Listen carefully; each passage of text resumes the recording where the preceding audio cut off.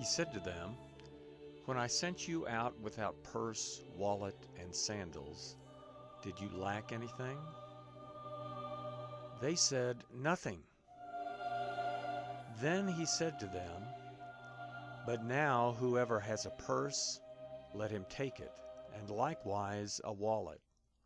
Whoever has none, let him sell his cloak and buy a sword. For I tell you that this which is written must be fulfilled in me. He was counted with transgressors. For that which concerns me has an end." They said, "Lord, behold, here are 2 swords." He said to them, "That is enough." He came out and went, as his custom was, to the Mount of Olives. His disciples also followed him.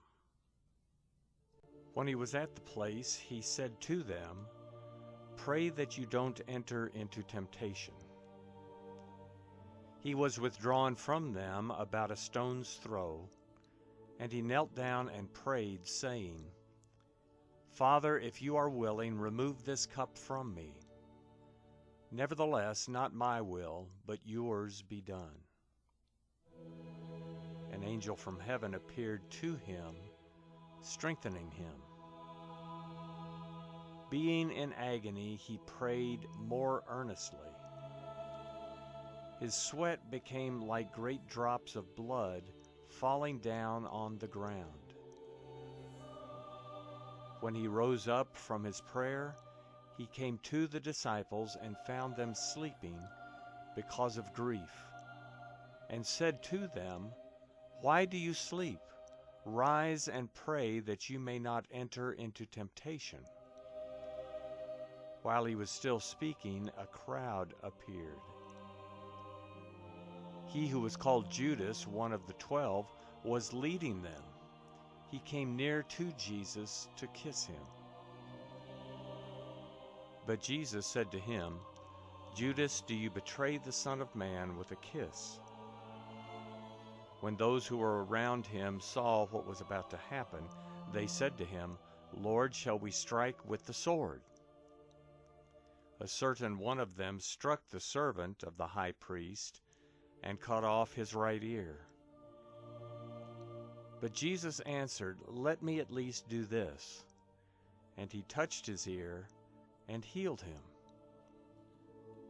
Jesus said to the chief priests, captains of the temple, and elders who had come against him, "Have you come out as against a robber with swords and clubs?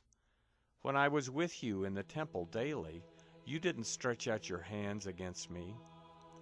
But this is your hour, and the power of darkness." They seized him and led him away, and brought him into the high priest's house.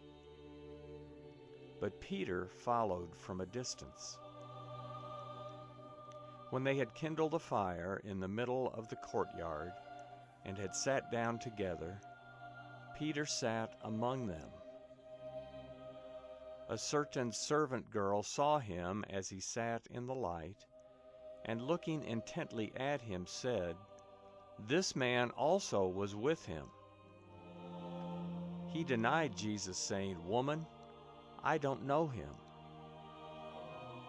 After a little while someone else saw him and said, "You also are one of them." But Peter answered, "Man, I am not."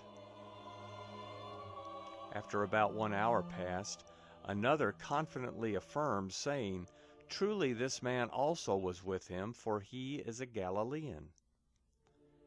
But Peter said, "Man, I don't know what you are talking about."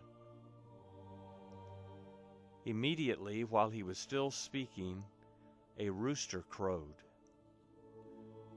The Lord turned and looked at Peter. Then Peter remembered the Lord's word, how he said to him, "Before the rooster crows, you will deny me 3 times." He went out and wept bitterly. The men who held Jesus mocked him and beat him. Having blindfolded him, they struck him on the face and ask him, "Prophesy, who is the one who struck you?" They spoke many other things against him, insulting him. As soon as it was day, the assembly of the elders of the people were gathered together, both chief priests and scribes, and they led him away into their council, saying, "If you are the Christ, tell us." But he said to them, "If I tell you, you won't believe, and if I ask, you will in no way answer me or let me go. From now on, the Son of Man will be seated at the right hand of the power of God." They all said, "Are you then the Son of God?" He said to them, "You say it, because I am."